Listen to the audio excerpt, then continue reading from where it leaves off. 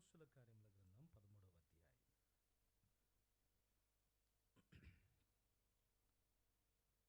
లేక 11వ అధ్యాయం. అపోస్తుల కార్యముల గ్రంథం 11వ అధ్యాయం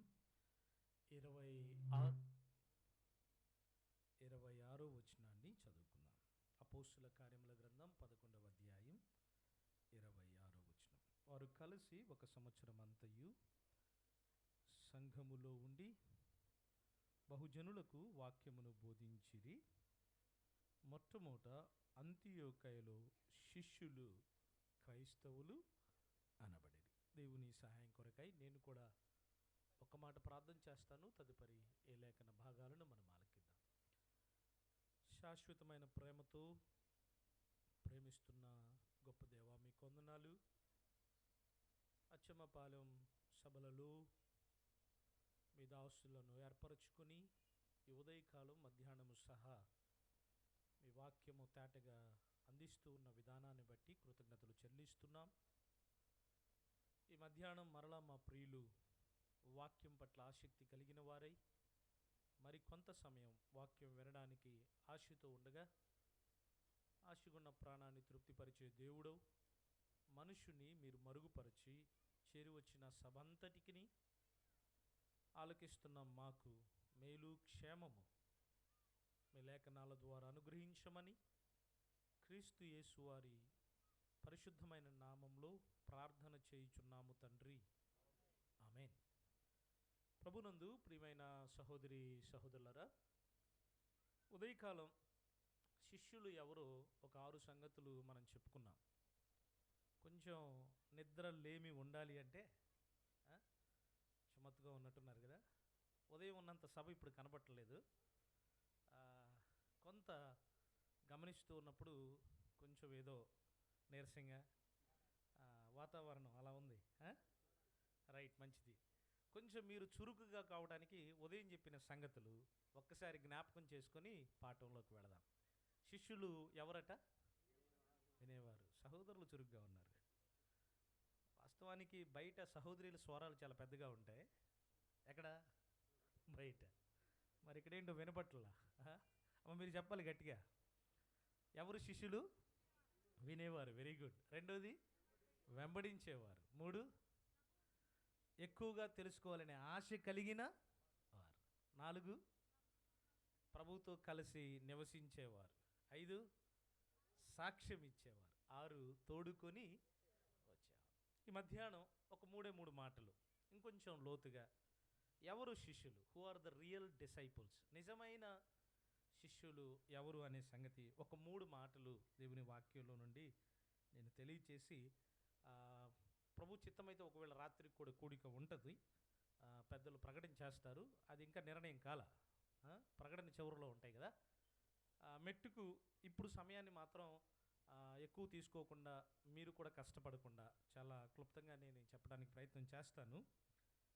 అపోస్తుల కార్యముల గ్రంథం 11వ అధ్యాయం 26వ వచనంలో మొట్టమొదట అంతియోకయలో శిష్యులు క్రైస్తవులు అనబడిరి అని వ్రాయబడింది. శిష్యులు అనే మాట మనం గమనిస్తున్నాం. ఎవరు శిష్యులు? ఎవరు శిష్యులు అంటే ఈ వచనాన్ని జాగ్రత్తగా మనం గమనిస్తే, వారు కలిసి ఒక సంవత్సరం అంతయు సంఘములో ఉండి. ఆ మాట తేటగా మనకి జ్ఞాపకం చేసే సంగతి ఏంటంటే, ఎవరు శిష్యులు అంటే సంఘములో ఉండేవారే శిష్యులు. అది ఎవరైతే దేవుని మందిరానికి క్రమముగా హాజరవుతారో, ఎవరైతే దేవుని మందిరములో క్రమముగా సహవాసాన్ని కలిగి ఉంటారో, ఎవరైతే దేవుని మందిరాన్ని ప్రేమిస్తారో వారే నిజమైన శిష్యులు. వారు కలిసి ఒక సంవత్సరం అంతయు సంఘములో ఉన్నారు కాబట్టి వారు ఏమయ్యారంట? శిష్యులయ్యారు. ఆ శిష్యులు తర్వాత ఏమయ్యారు? క్రైస్తవులు అయ్యారు. మనమంతా ఉల్టా, మొదట క్రైస్తవులు తర్వాత శిష్యులు. చూసారా? అలా కాదు. క్రైస్తవుడు అంటే ఎవరు అంటే పూర్తిగా తన ప్రవర్తనను, తన విధి విధానాలను పూర్తిగా మార్చుకొని క్రీస్తు ప్రభువారి వలె జీవిస్తున్న వ్యక్తే నిజమైన క్రైస్తవుడు. ఆ క్రైస్తవుడు కావాలి అంటే మొట్టమొదట మనం ఎవరం కావాలి? శిష్యులము కావాలి. ఈ మొదటి లక్షణం మనలో చాలా కనబడటం లేదు. బ్రదర్ మీరు ఎవరంటే మేము క్రైస్తవులు అంటున్నాం, సంతోషమే. కానీ క్రైస్తవుడుగా అది అల్టిమేట్ అనమాట, చిట్ట చివరిది. క్రైస్తవులు కాకముందు మనం ఎవరేం కావాలి? శిష్యులము కావాలి. శిష్యులుగా నీవు నేను ఉండాలి అంటే మనము దేవుని మందిరములో ఉండాలి. ఈ దినాల్లో చాలామంది సంఘానికి వెలపటి ఉంటారు, సంఘానికి అన్నడు రారు. ఎప్పుడో అప్పుడప్పుడు వస్తుంటారు, అప్పుడప్పుడు హాజరవుతుంటారు. ఇక అప్పుడప్పుడు వచ్చి అప్పుడప్పుడు హాజరవుతూ కొంతకాలం రాక ఆ సంఘంలో కొద్దిగా పురుషుల లేమి ఉందనుకోండి. సహజంగా ఈ దినాల్లో బ్రదరన్ సంఘాల్లో ఎక్కువ సహోదరులు ఉండటం లేదు, సహోదరులు ఎక్కువ ఉంటున్నారు. కాబట్టి అప్పుడప్పుడు వచ్చేవాడికి కూడా అవకాశం అయిపోతుంది. ఏంది నువ్వే పాడతావా, నువ్వే చెప్తావా, నేను కూడా అంటే ఇతడు సంఘానికి క్రమంగా రాడు, హాజరు కాడు, నియామక కూడికలకు రాడు. నేను కూడా సహోదరునే కదా, శిష్యుడినే కదా అని భావిస్తున్నారు. కాదు కాదు, ఎవరు శిష్యులు అంటే నిజంగా దేవుని మందిరములో ఉండి సహవాసం చేసేవారే నిజమైన శిష్యులు. పాత నిబంధనలో మోషేకి శిష్యులు చాలామంది ఉన్నారు. ఒకరు ఉదయకాలం మనం జ్ఞాపకం చేసుకున్నాం, ఎవరు అనుకున్నాం? యెహోషువ అనుకున్నాం. కాలేబు కూడా ఉన్నాడు, ఇంకా చాలామంది యవనస్తులు ఉన్నారు. మరి వారందరూ శిష్యులు కాకుండా యెహోషువ మాత్రమే ఎందుకు మోషేకు శిష్యుడిగా ఉన్నాడు? అంతమంది ఉంటే ఈ 10 గోత్రాల నుండి 10 మంది యవనస్తులు, 12 గోత్రాల నుండి 12 మంది యవనస్తులను ఏర్పాటు చేసుకున్నారు. వారిలో 2 మాత్రమే మంచి సాక్ష్యం ఇచ్చారు. ఎవరు వారు? యెహోషువ, కాలేబులు. మరి కాలేబు కూడా సత్యవంతుడే కదా, కాలేబు కూడా యథార్థవంతుడే కదా. మరి కాలేబును నాయకునిగా నియమించమని దేవుడు యెహోషువతో ఎందుకు మోషేతో ఎందుకు చెప్పలేదు? యెహోషువనే నాయకుడిగా నియమించమని ఎందుకు చెప్పాడు? చూడండి, ఒక దివ్యమైన సంగతి. నిర్గమాకాండం 33వ అధ్యాయం 11వ వచనం చదువుతారన్నా? నిర్గమాకాండం 33వ అధ్యాయం వచనం 11. మనుష్యుడు తన స్నేహితునితో మాట్లాడినట్లు యెహోవా మోషేతో ముఖాముఖిగా మాట్లాడుచుండెను. తర్వాత అతడు పాళెములోనికి తిరిగి వచ్చుచుండెను.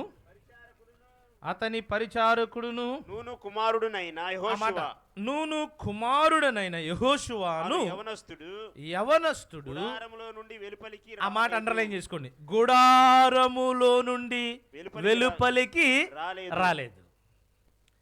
అంతమంది యవనస్తుల మధ్య, అంతమంది శిష్యుల మధ్య మోషే యొక్క నిజమైన శిష్యుడు యెహోషువ అని మోషే గుర్తించడమే కాదు, సమాజము గుర్తించడమే కాదు, సాక్షాత్తు దేవుడు కూడా గుర్తించాడు. ఎవరు గుర్తించాడు? దేవుడు కూడా గుర్తించాడు. ఏంటి కారణం? ఏంటి రహస్యం?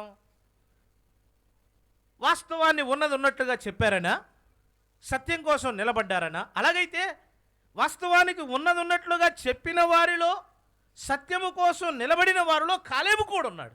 మరి ఎందుకు కాలేబును కూడా కాదని యెహోషువనే నిజమైన శిష్యుడని అభినందించబడ్డాడు, నియమించబడ్డాడు, మోషే తర్వాత ఇశ్రాయేలీల నాయకుడిగా చేయబడ్డాడు? కారణం ఏంటంటే అక్కడ వ్రాయబడింది అనుయవనస్తుడు. ఏ యవనస్తుడు? యెహోషువ అనే యవనస్తుడు గుడారములో నుండి ఎక్కడికి రాలేదంట? వెలుపలికి రాలేదు. ఏ గుడారం ఇది? ప్రత్యక్ష గుడారం. పాత నిబంధనలో ఛాయారూపకమైంది, దేవుని మందిరానికి సాదృశ్యమైనది ఏంటది? ప్రత్యక్ష గుడారం. ఆ గుడారములో నుండి యెహోషువ వెలుపలికి రాలేదట. అంటే దాని అర్థం యెహోషువ ఎక్కడ ఉంటున్నాడు? మందిరములోనే ఉంటున్నాడు. మోషే పాళెంలోనికి వెళుతున్నాడు, వస్తున్నాడు. మోషే బయటకు వెళుతున్నాడు, లోపలికి వస్తున్నాడు. కానీ యెహోషువను యవనస్తుడు మాత్రం గుడారములో నుండి ఎక్కడికి రాలేదంట? వెలుపలికి. దేవుని మందిరములోనే ఉన్నాడు. అందుకే నిజమైన శిష్యుడు, అందుకే నిజంగా ప్రభు ఏర్పాటు చేసుకున్న, ప్రభు నియమించిన శిష్యుడు ఎవరు అంటే యెహోషువ. సోదరుడా, సోదరి, ఈ మధ్యాహ్న కాలం ఇది చాలా తేటైనటువంటి సత్యం. నేను యేసు ప్రభు వారి యొక్క మంచి శిష్యులుగా ఉండాలి అంటే నువ్వు ఎక్కడ ఉండాలో తెలుసా? సభల్లో కాదు, లేకపోతే ఇంకొక స్థలంలో కాదు. పెద్దలు సమావేశం జరిగిద్ది, అక్కడుంటే నువ్వు శిష్యుడు కావు. సువార్థికుల సభ జరుగుతుంది, అక్కడుంటే నువ్వు శిష్యుడవు కాదు. లేకపోతే ఇంకొక బహిరంగ సభలు జరుగుతాయి, అక్కడుంటే నువ్వు శిష్యుడవు కావు. నువ్వు ఎక్కడుంటే శిష్యుడు అంటే దేవుని మందిరములోనే. నిజంగా మందిరంలో ఉంటున్నామా? మందిరానికి క్రమంగా హాజరవుతున్నామా? మందిరాన్ని ప్రేమిస్తున్నామా? యేసుక్రీస్తు ప్రభు వారి యొక్క మంచి శిష్యులు ఎవరు అంటే మందిరములో ఉండే వారే. ఇది చాలా ప్రాముఖ్యమైనటువంటి సంగతి. రండి మరొక మాట కూడా మనం ఆధారంగా చూద్దాం. అపోస్తుల కార్యముల గ్రంథం 6వ అధ్యాయం మొదటి వచనం చదువుతారన్నా. 5వ అధ్యాయం చివరి లైనును 6వ అధ్యాయం మొదటి వచనం చదవండి. 5వ అధ్యాయం చివరి లైను, ప్రతిదినము దేవాలయములోను ఇంటింటను మానక బోధించుచు యేసే క్రీస్తుని ప్రకటించుచుండిరి. ఆ దినములలో శిష్యుల సంఖ్య విస్తరించున్నప్పుడు. చాలన్నా, మనకు కావలసిన మాట అదే. ఆ దినములలో శిష్యుల సంఖ్య ఏమైందంట? విస్తరిస్తుంది. ఇక్కడ మనకు సందేహం రావాలి, అంటే శిష్యులు ఎవరు అని అర్థం చేసుకోవడానికి. వాస్తవానికి అప్పటికే 5,000 మంది ప్రభువు నమ్ముకున్నారు, అంతేనా బ్రదర్? 5,000 మంది. పేతురు ప్రసంగం చేస్తే 1,000 మంది ప్రభువు నమ్ముకున్నారు. అసలు 1,000 మంది ప్రభువు నమ్ముకున్నప్పుడే శిష్యులు అయితే ఇంకా ప్రత్యేకంగా ఈ మాట ఉపయోగించాల్సిన అవసరం ఏముంది? అంతే కదా. 1,000 మంది ప్రభువు నమ్ముకున్నారు. నమ్ముకున్న వారందరూ యేసు ప్రభు వారి యొక్క శిష్యులైతే ఇక 6వ అధ్యాయంలో ప్రత్యేకంగా ఆ దినములలో శిష్యుల సంఖ్య విస్తరించినప్పుడు అనే మాట ప్రస్తావించాల్సిన అవసరత లేదు. ఎందుకంటే 2వ అధ్యాయంలోనే విస్తరించింది. 1,000 మంది ప్రభువుని నమ్ముకున్నారు. అంటే నమ్మిన వారు వేరు, శిష్యులు అంటే మళ్ళీ నమ్మనోళ్ళని కాదు, మళ్ళీ తప్పుగా అర్థం చేసుకోబాకండి. అంటే నమ్మిన వారే, వారిలో అందరూ శిష్యులు కాదు, కొంతమంది మాత్రమే శిష్యులు. ఉదయకాలం కొన్ని లక్షణాలు చూసని చెప్పుకున్నాం. ఇప్పుడు కూడా వారు ఎందుకు ఆ దినముల్లో అంత్యోకయలో లేక ఆదిమ సంఘములో శిష్యుల సంఖ్య విస్తరిస్తుందంటే పై వచనం మనం చదివాం. వారు ప్రతి దినము దేవాలయములో. వారు ఎక్కడున్నారంట? అది ప్రతి దినము దేవాలయములో ఉన్నారు. వారు సంఘానికి వెలుపట లేరు, సంఘము బయట వారు లేరు, తమ ఇష్టానుసారంగా వారు జీవించడం లేదు. వారు ఎక్కడ ఉన్నారు అంటే వారు దేవుని మందిరములో సహవాసము చేస్తూ ఉన్నారు. ఈ దినాల్లో చాలామందికి మందిరం యొక్క ప్రాముఖ్యత తెలీదు. వారికి కష్టం వచ్చిందంటే 600 పెట్టి ప్లాస్టిక్ బల్ల తెచ్చుకుంటున్నారు, 200 పెట్టి తెల్లగుడ్డ తెచ్చుకుంటున్నారు, ఇంకొక 500 పెట్టి పాత్ర తెచ్చుకుంటున్నారు. మొత్తం మీద 2,000 పెడితే సామాగ్రి వచ్చేస్తుంది. ఇంట్లో బల్ల పెడుతున్నారు. ఎంత తమాషా అయిపోయిందండి. దేవుని మందిరం అంటే ఆషామాష అయిపోయింది. ప్రభు పరిచర్య అంటే ఆషామాష అయిపోయింది. వారికి సత్యం తెలీదు, వాక్యం తెలీదు, క్రమం తెలీదు. వారు ఎన్నడూ మందిరానికి క్రమంగా హాజరైన వారు కూడా కాదు. దాని కొరకై ప్రయాసపడుతున్నారు, ప్రయత్నం చేస్తున్నారు. ఇది ఏమాత్రం ప్రభు పిల్లలకి తగినది కాదు. పర్లేదా, నాగిందిలే.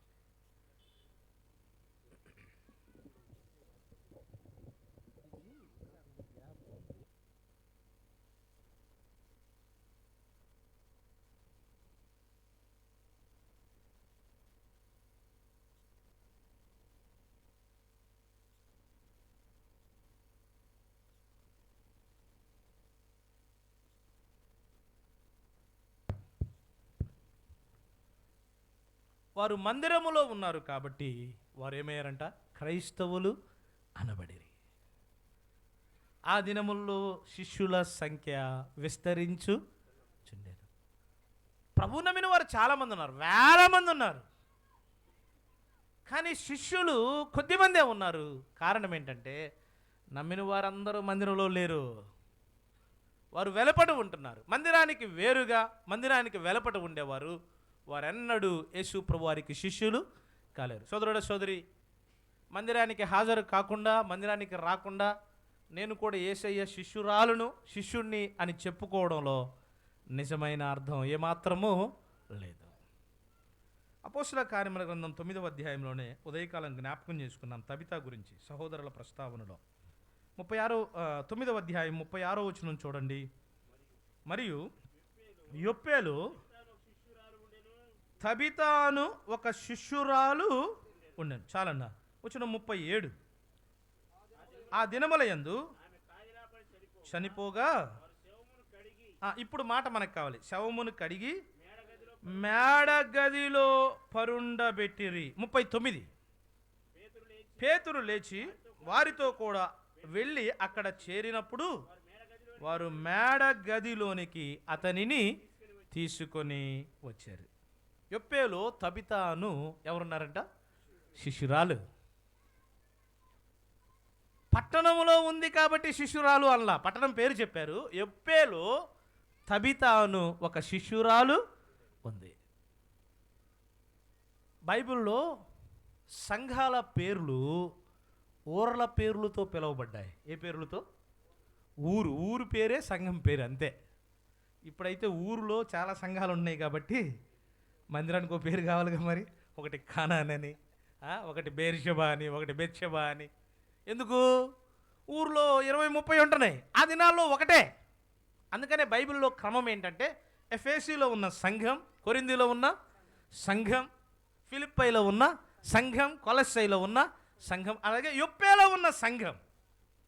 అక్కడ సంఘం ఉంది అని ఎలా చెప్పుకోగలమంటే తబిత ఎక్కడ ఉందంట? మేడగదిలో. క్రొత్త నిబంధన సంఘం ఆరంభమైన కాలంలో మందిరాలు ఎక్కువగా మేడగదిలో ఉండేవి. ఎక్కడ ఉండేవి? మేడగది. ఇప్పుడు కూడా కొద్దిమంది చాదస్తంగా ఉండేవాళ్ళు ఉన్నారు, వాళ్ళు మేడగదిలోనే ఉండాలి, పైన గదులు ఏంది కింద మందిరాలు ఏంది అనేవాళ్ళు ఉన్నారు. అది వేరే సంగతి, అది మన పాఠం కాదు. కానీ యొప్పేలో మేడగది అంటే అక్కడ కూడుకుంటున్నారు. పేతురు ఆమెను అక్కడ పరుండు పెడితే అక్కడికి వెళ్ళి ప్రార్థన చేశారు. అంటే నా భావం, తబిత ఎక్కడుందంటే మందిరములో ఉంది. అనేక మంది సహోదరుల అవసరత ఆమె ఎక్కడ చూసిందో తెలుసా? వీధుల్లో కాదు, గ్రామంలో కాదు. గ్రామంలో చూచి, వీధుల్లో చూచి వారికి వస్త్రాలు కుట్టేవలా. వారిని ఎక్కడ చూచింది అంటే ఎక్కడ? మందిరములో. ఇలా చెప్పనివ్వండి, ఒక వ్యక్తి యొక్క పరిస్థితి 5 నిమిషాలు వీధిలో చూస్తే అర్థమైద్దా? వారికి ఏం కావాలో, వారికి ఏం అవసరం ఉందో అర్థమైద్దా? అంటే ఎక్కువ సమయం వారితో సహవాసం చేసినప్పుడు, వారితో కలిసిమెలిసి ఉన్నప్పుడు వారికి ఏమి అవసరం ఉందో, వారు ఏమి ఇబ్బందులో ఉన్నారో మనకి తేటగా అర్థమవుతుంది. ఇప్పుడు వారి అవసరాల కొలది తబిత కుట్టి ఇచ్చింది అంటే ఆమె ఇవన్నీ ఎక్కడ చూసింది? మందిరంలో, సంఘంలో. అది యొప్పేలో తబితాను ఒక శిష్యురాలు ఉంది అంటే దాని అర్థం ఆమె ఎందుకు శిష్యురాలు అనబడింది? యొప్పేలో చాలామంది ఉన్నారు, చాలామంది సహోదరులు ఉన్నారు, సహోదరులు ఉన్నారు, వారు శిష్యులుగా పిలువబడలేదు. కానీ తబితాను మాత్రమే ప్రత్యేకంగా శిష్యురాలు అని ప్రస్తావించారు. కారణం ఏంటంటే బహుశా నేను నమ్ముతున్నాను, ఆమె ఎప్పుడు ఎక్కడ ఉండేది? మందిరములో ఉండేది. ఎవరు శిష్యులు అంటే ఈ మధ్యాహ్న కాలం మొదటి మాట, మందిరములో ఉండేవారే నిజమైన శిష్యులు. ఏలీ ఉన్నాడు, యాజకుడు, 2 కుమారులు ఉన్నారు. వారు కూడా తండ్రి వారసత్వాన్ని పుచ్చుకొని యాజకులుగా చలామణి అవడానికి ప్రయత్నం చేశారు. కానీ అది వారికి సాధ్యము కాల. సమూయేలు మాత్రమే నిజమైన శిష్యుడుగా, వారసుడుగా, యాజకుడుగా నియమించబడ్డాడు. కారణం ఏంటంటే సమూయేలు ఎక్కడ ఉన్నాడు? అది మందిరములో ఉన్నాడు. ఏలీ కుమారులు ఇంట్లో ఉన్నారు. ఏలీ కుమారులు ఎక్కడ ఉన్నారు? అది వారికి స్థానం వచ్చిన తర్వాత మందిరంలోకి వచ్చారు. కానీ ఆ స్థాయి, ఆ స్థానం రాకముందు వరకు వారు ఎక్కడున్నారు? ఇంట్లో ఉన్నారు. సమూయేలు నిజమైన వారసుడయ్యాడు, ఏలీకి నిజమైన శిష్యుడయ్యాడు, ఘనుడయ్యాడు. కారణం ఏంటంటే అతడు దేవుని మందిరములో అన్నాడు. ఇలా చెప్పనివ్వండి, బహుశా పెద్దలు ఇక్కడ ఉన్నారు, ఆ వయసు వారు ప్రాముఖ్యంగా నేను కూడా చాలామంది అనుభవాలు వినగా, మా నాన్నగారు లాంటి వాళ్ళు ఆరంభ దినాల్లో ఇండ్లలో సౌకర్యాలు లేవు, కరెంటు కూడా ఉండేది కాదు, కిరసనాల దీపం కూడా ఉండేది కాదట. ఏ దీపం? పిల్లలు అర్థం చేసుకోండి, మన తాతల కాలంలో కనీసం వాళ్ళు చదువుకోవడానికి కిరసనాల దీపం కూడా ఉండేది కదట. మా నాన్నగారు వాళ్ళు మందిరంలోనే ఉండి చదువుకున్నారు. ఇలా చెప్పనివ్వండి, ఆ దినాల్లో మందిరాల్లో ఉండి చదువుకున్న వాళ్ళు గొప్ప గొప్ప ఉద్యోగస్తులు అయ్యారు, వారు గొప్ప గొప్ప పరిచర్య చేశారు. నేను ఎరుగుదును, చాలామంది క్రైస్తవులలో మంచి స్థాయిలో ఉన్నవారు, వయసు కలిగిన వారు, అంటే 70 ఏండ్ల పైన ఉన్నవారు అందరూ ఆ దినాల్లో వాళ్ళు మందిరాల్లోనే ఉన్నారు, మందిరాల్లోనే చదువుకున్నారు.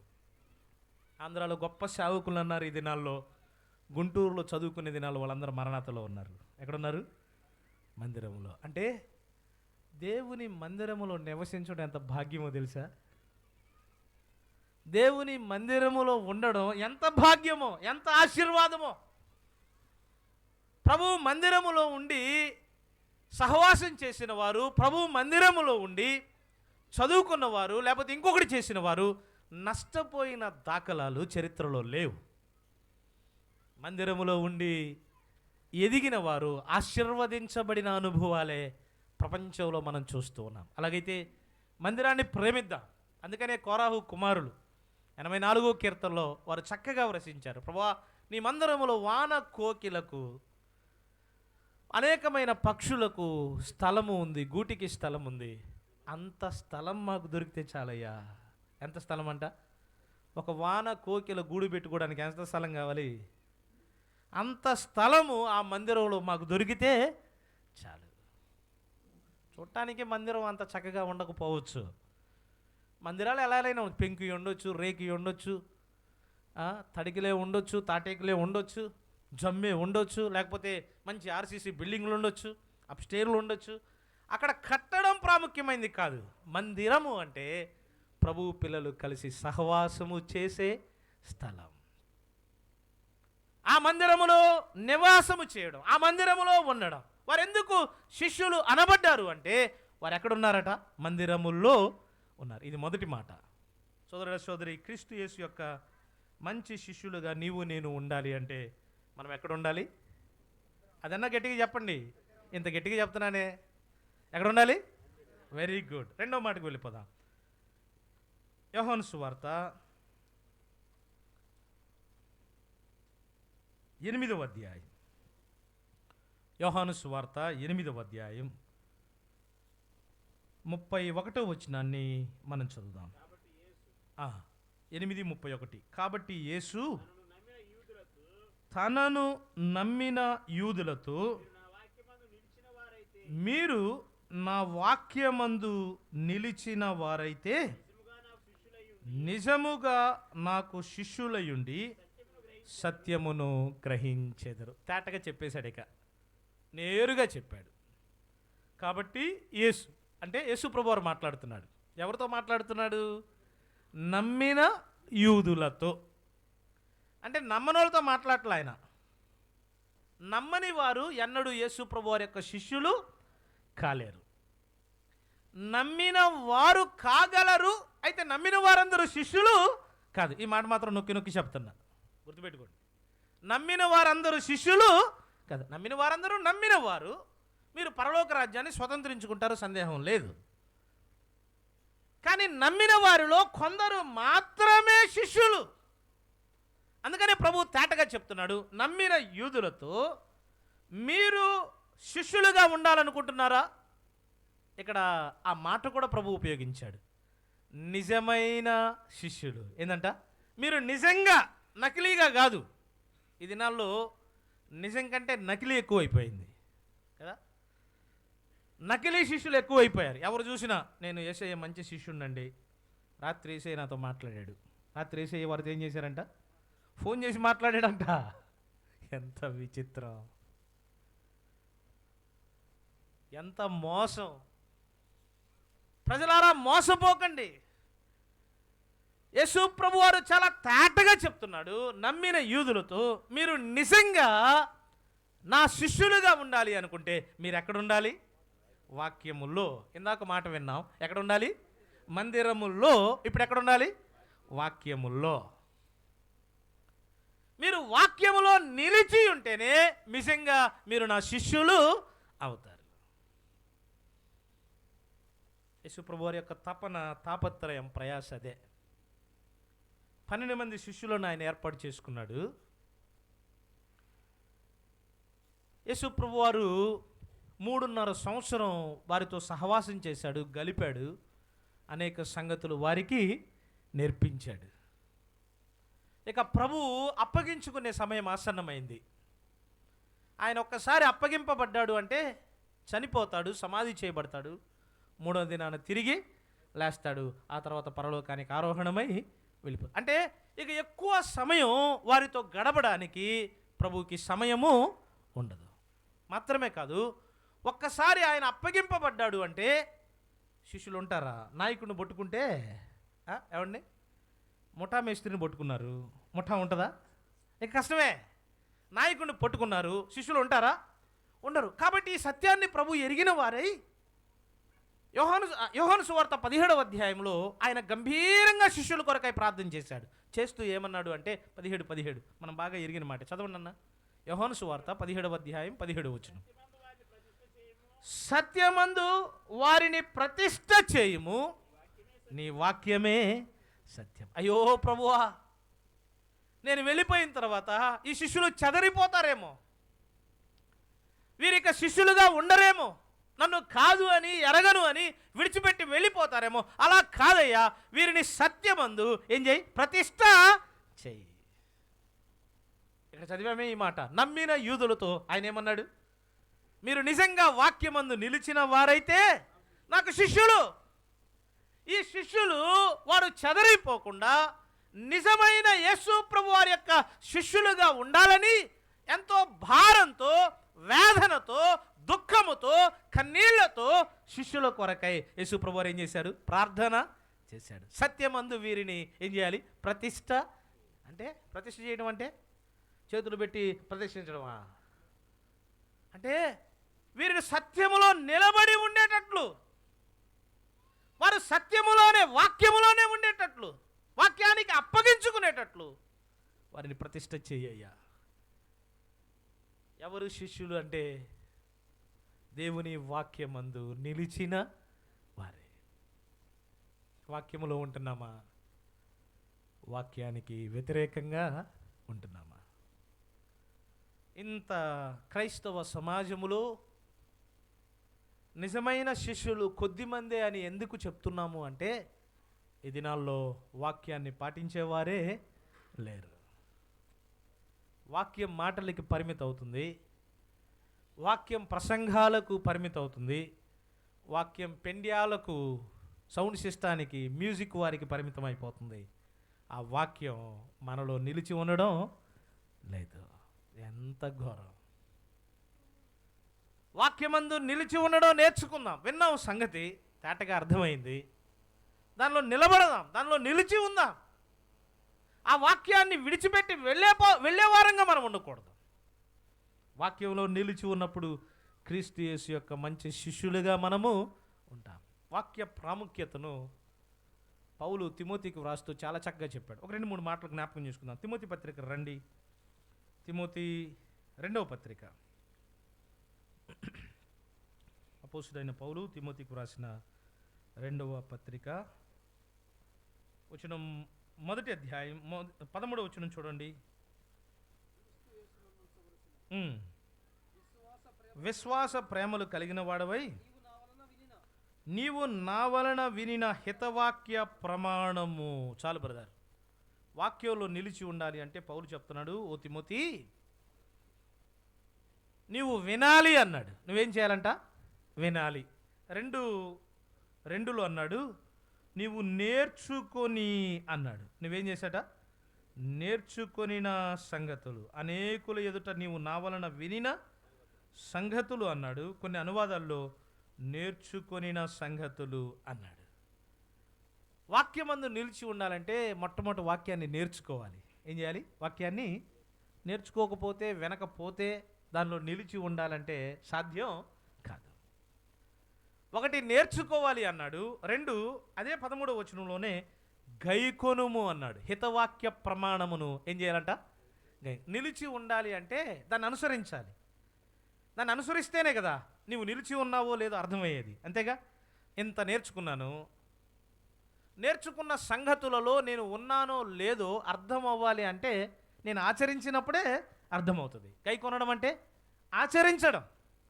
నేను అనుసరించినప్పుడు, నేను ఆచరించినప్పుడు నేను ఆ వాక్యములో నిలిచి ఉన్నానో లేదో నాకు అర్థమవుతుంది. అది రెండో మాట. మూడో మాట వచనం 14 చూడండి. మొదటి అధ్యాయం 14వ వచనం. నీకు అప్పగింపబడిన ఆ మంచి పదార్థములు మనలో నివసించు పరిశుద్ధాత్మ వలన కాపాడుము అన్నాడు. ఇక్కడ పౌలు వాక్యానికి చాలా పేర్లు పెట్టాడు.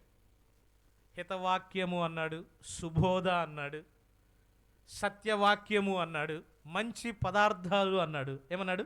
మంచి అంటే అలంకార భాషలో చెప్పాడు. పేతురు పత్రికలో పేతురు గనక వాక్యాన్ని విత్తనంతో పోల్చాడు, పాలతో పోల్చాడు. కొత్తగా జన్మించిన శిశువుల వలె పాలను అపేక్షించాడు. అంటే వాక్యానికి పోలికలు ఉన్నాయి. ఇక్కడ పౌలు మాట్లాడుతూ ఏం ఉపయోగించాడంటే మంచి పదార్థాలు అన్నాడు. ఏ పదార్థాలంట? అంటే దేవుని వాక్యం. ఆ వాక్యాన్ని నీవు కాపాడాలి అన్నాడు. ఏం చేయాలంట? కాపాడాలి. అంటే పెట్లో పెట్టాలా? మా బంధువుల్లో ఒకరు చిన్నాన్నగారు, వారి తల్లిగారు వృద్ధురాలు ఊరిలో ఉంటుంది. ఆవిడ వచ్చి వాళ్ళ దగ్గర ఉండమంటే ఉండటానికి ఇష్టపడదు. ఎందుకంటే మా నాన్నగారు కూడా అంతే ప్రస్తుతం. వారికి గ్రామ వాతావరణమే ఇష్టం. మీరు ఎన్ని చెప్పుగాక తీసుకెళ్తే 1 గంట ఉంటారు, 2 గంటలు ఉంటారు. పట్టణానికి తీసుకెళ్తే సాయంకాలానికి వారి ఇంటికి వెళ్ళి చక్కగా బయట మంచం వేసుకొని పడుకుంటేనే నిద్ర వస్తుంది అనమాట. ఆవిడ వృద్ధురాలు, చిన్నాన్నగారి తల్లిగారు ఊరిలో ఉంటుంది ఆవిడ. సరే, ఆవిడ ఎలా ఉంటుందో ఏంటో తెలుసుకోవడానికి ఇప్పుడు కాదు, ఇది కనీసం ఒక 10-12 ఏళ్ల క్రితం జరిగిన సంఘటన అనమాట.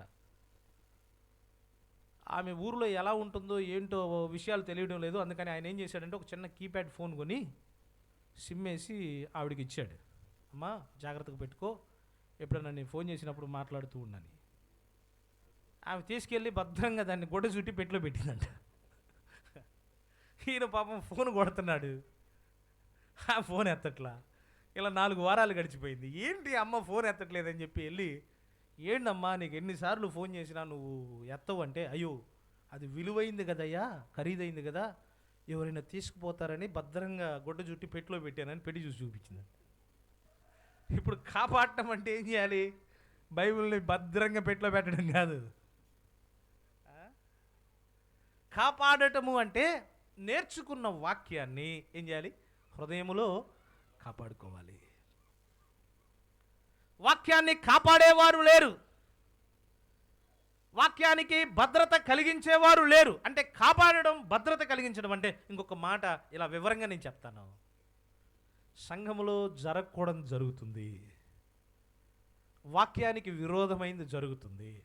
చూస్తూ మౌనంగా ఉంటే వాక్యాన్ని నువ్వు కాపాడడం కాదు. వింటున్నారా ఈ మాట? సంఘంలో వాక్యానికి విరోధమైంది, వాక్య వ్యతిరేకమైన కార్యక్రమాలు జరుగుతున్నప్పుడు నీవు వాక్యాన్ని ఏం చేయడం లేదు?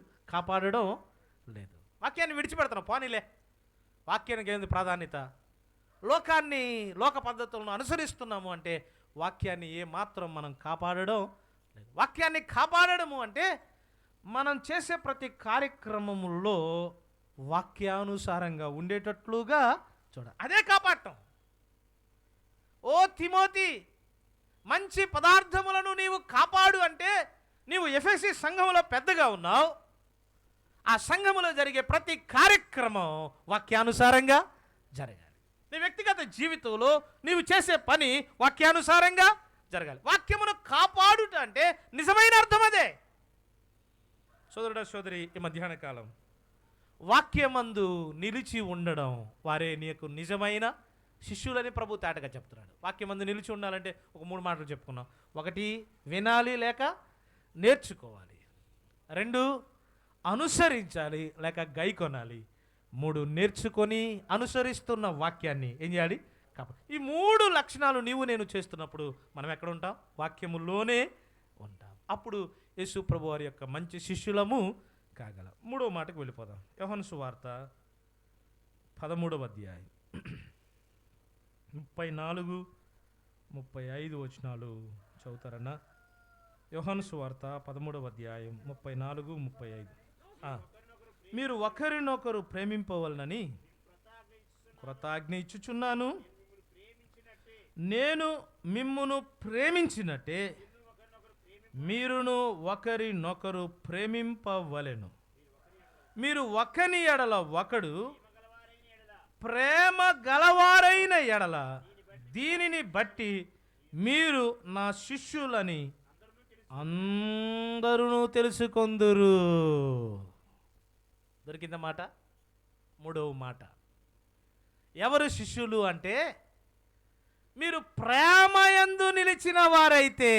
అంటే ఇలా అనుకుందాం, ప్రేమలో ఉంటే మీరు నా శిష్యులు అన్నాడు ప్రభు. ఎంత తేటగా చెప్పాడండి.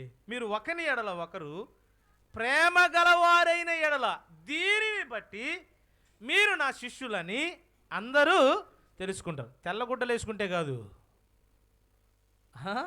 ఏంటి వింటున్నారా? కొన్ని మందిరాల్లో యూనిఫామ్లు పెట్టేశారు. అంటే వేసుకున్న వాళ్ళు నేనేమంటలేదన్నా, మీరు తప్పుగా అర్థం చేసుకోవాలి. అంటే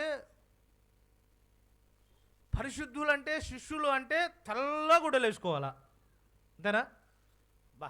వాళ్ళకి తినటానికి ఉన్నా లేకపోయినా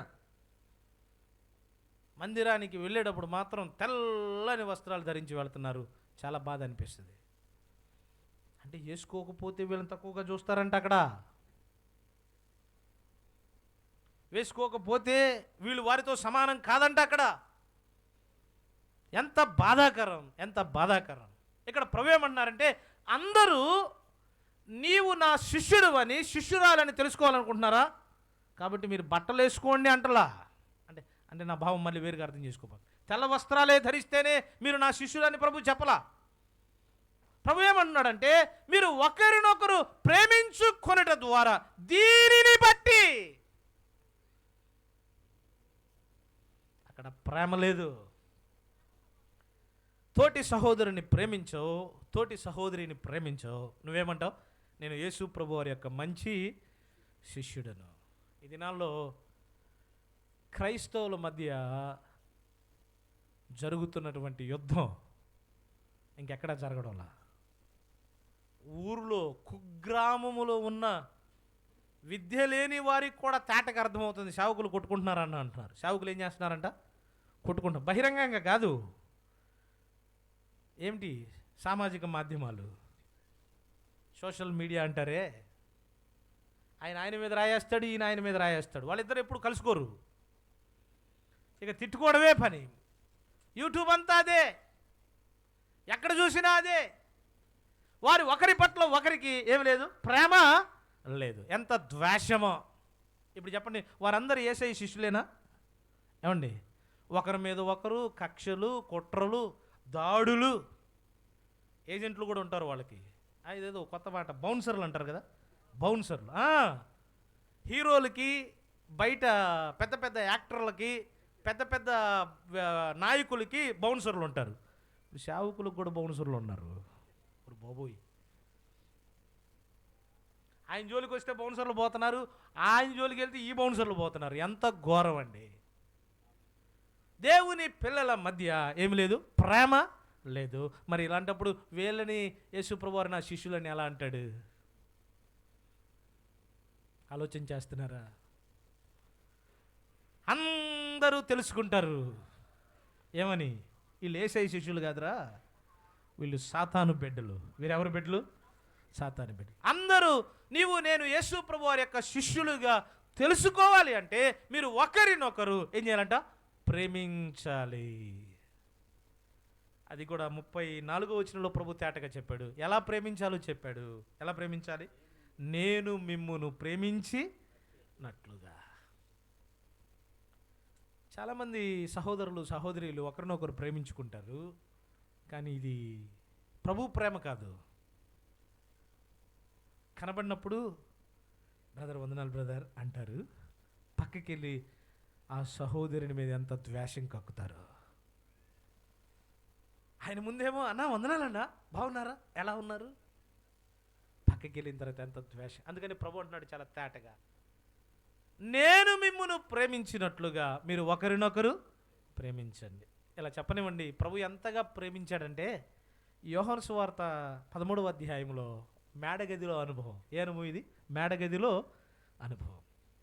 యేసు ప్రభువారు శిష్యుల మధ్య ఒక తర్కం వచ్చింది. అదేంటంటే నేను గొప్ప అంటే నేను గొప్ప. ఆ సమయంలో ప్రభు ఏం చేశాడంటే ఆయన లేచి నిలబడి తన నడుముకు తవాలు కట్టుకొని ఆయన ఒక ప్లేట్ తీసుకొని ఒక నీళ్ళ పాత్ర తీసుకొని వరుసగా శిష్యుల పాదాలు కడిగాడు. అంటే నేను మిమ్మల్ని ప్రేమిస్తున్నానయ్యా, ప్రభు వారిని ప్రేమిస్తున్నాను అనే సంకేతాన్ని తెలియచేయడానికి ఆయన కార్యాలు చేశాడు అక్కడ. పేతురు నువ్వంటే నాకు చాలా ఇష్టం, నువ్వంటే ప్రేమ అని ప్రభు చెప్పలా. యోహాను నువ్వు హృదయానికి చాలా దగ్గరగా ఉంటావు, నువ్వంటే ఎంత ప్రేమయ్య అని ప్రభు చెప్పలా. ప్రభు వారిని ఎంత ప్రేమిస్తున్నాడో ఆ ప్రేమను వ్యక్తపరచడానికి యేసు ప్రభు వారు శిష్యుల పాదాలు కడిగాడు. పాదాలు ఎంత మలినంగా ఉంటాయి ఏ బ్రదర్, శుభ్రంగా ఉంటాయా? ఈ దినాల్లో మనం చెప్పులు వేసుకుంటున్నాం, ఎంత జాగ్రత్తగా కాళ్ళు చూసుకున్నా సాయంకాలానికి ఎంత మట్టి అవుతాయో, అవునా? ఆ దినాల్లో చెప్పులే లేవు, ఇలాంటి రోడ్లే లేవు. ఇక అప్పుడు చెప్పులు లేకుండా సరైన మార్గాలు లేని దినాల్లో వారు నడిచి వెళ్ళినప్పుడు వారి కాళ్ళకి ఎంతెంత అశుభ్రత ఉంటుంది. వాటన్నిటిని ఎవరు కడిగారు? ప్రభు కడిగాడు. అంటే వారిని ఎంత ప్రేమిస్తున్నాడు యేసయ్య. ఇలా చెప్పనివ్వండి, ఆ 12 మందిలో ఇంకొకడు ఉన్నాడు. ఎవడు? ఇస్కరియోతు యోధా, ప్రభువుని అప్పగించేవాడు.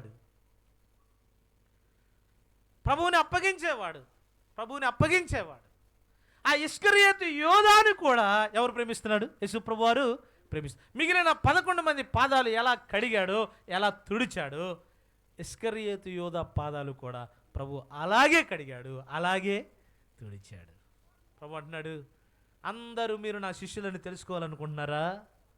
అయితే వినండి, నేను మిమ్మును ప్రేమించినట్లుగా మీరును నన్ను ప్రేమించండి. మీరును ఒకరినొకరు ప్రేమించుకోండి. ప్రభు ఎలా ప్రేమించాడో, నీ కొరకు నా కొరకు ప్రభు తన ప్రేమను ఎలా వెల్లడి చేశాడో ఆ రీతిగా తోటి సహోదరులను సహోదరులను మనం ఏం చేయాలి? ప్రేమించాలి. ప్రేమించినప్పుడే యేసుక్రీస్తు ప్రభు వారి యొక్క మంచి శిష్యులము కాగలం. నేను ముగిస్తాను ఇంకొక 5 నిమిషాల్లో. సోదరుడా సోదరి, ఈ మధ్యాహ్న కాలం దేవుడు చాలా తేటగా నీతో నాతో మాట్లాడుతున్నాడు. యేసు ప్రభు వారి యొక్క శిష్యులుగా, శిష్యురాండ్రుగా నీవు నేను ఉండాలి అంటే ఒకరినొకరు ప్రేమించుకోవడం ఇది అవసరమైంది, ఇది అక్కరగా ఉంది. దేవుని పిల్లల మధ్య కక్షలు కలహాలు ఏమాత్రము పనికి రావు. ప్రభు ప్రేమించేవాడు, మనుషులందరినీ ప్రేమిస్తున్నాడు. భూలోకంలో వారు ఎవరైనా, ఏ కులమైనా, ఏ మతమైనా, ఏ జాతి అయినా, ఏ ప్రాంతమైనా, వారెవరైనా సరే అందరినీ సమానంగా ప్రేమించేవాడు యేసుక్రీస్తు ప్రభువారు. సోదరుడ సోదరి, ఈ యొక్క మధ్యాహ్న కాలం ప్రేమతో మనవి చేస్తున్నాం, యేసు ప్రభు వారిని ఒక కోణంలో చూడబాకండి. యేసు ప్రభు వారిని పూర్తిగా చూడండి. ఆయన ఎంత ప్రేమమయుడో నీకు అర్థమవుతుంది. మానవులను ప్రేమించి 2000 సంవత్సరాల క్రితం సశరీరుడిగా లోకానికి అవతరించి మానవుల యొక్క పాప పరిహారార్థము కొరకై కలువరి శిలువలో చనిపోయి సమాధి చేయబడి తిరిగి లేచాడు ఆ ప్రేమమయుడైన యేసు ప్రభువారు. ప్రేమతో ఆయన పిలుస్తున్నాడు, నా ఎద్దుకు వచ్చి వారిని నేను ఎంత మాత్రమును త్రోసివేయను. ఈ సాయంకాలం ప్రభు ప్రేమను ఎరగని వారు ఇంకా ఎవరైనా ఉంటే ఈ రాత్రి కూడా ఇక్కడ కూడిక బహుశా ఉంటుంది. మీరు చేరిరండి, క్రీస్తు ప్రేమను ఆలకించండి, సత్యాన్ని గ్రహించండి. దేవుని పిల్లలుగా తీర్చబడాలని ఈ లోకాన్ని విడిచిపెడితే ప్రభుతో ఉండే మంచి శిష్యులుగా ఉండాలి అని ఈ మాటలు తెలియచేస్తూ ముగిస్తూ ఉన్నాను. నమ్మిన మనం శిష్యులను గురించి ఆలకిస్తున్నాం. యేసు ప్రభు వారి యొక్క మంచి శిష్యులుగా ఉండాలి అంటే ఈ మధ్యాహ్నం కూడా ఒక 3 మాటలు చెప్పుకున్నాం. ఏంటి? 1 సంఘములో ఉండాలి. 2 వాక్యములో ఉండాలి. 3 ప్రేమలో ఉండాలి. ఆ 3 లక్షణాలు నీలో నాలో ఉన్నప్పుడు క్రీస్తు యేసు యొక్క మంచి శిష్యులము కాగలం. మనందరి వెనుకల్లో ప్రభు ఈ తలంపులు దీవించును కాక. కృపగల తండ్రి, మీ కొందనాలు. చెప్పన్న మాటలు నీరు కట్టి ఫలింపు చేయమని యేసు ప్రభు నామములో స్తుతించి ప్రార్థన చేయుచున్నాము తండ్రి. ఆమేన్.